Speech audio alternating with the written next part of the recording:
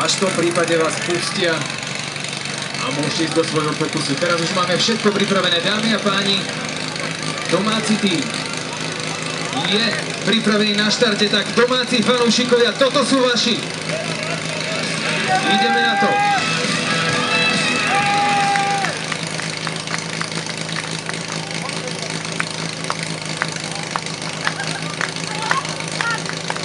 Domáci tým vyštartoval, máme ich pri základni, pozrieme ako zvládnu svoje polostovky, ale zatiaľ to vyzerá ideálne, úplne.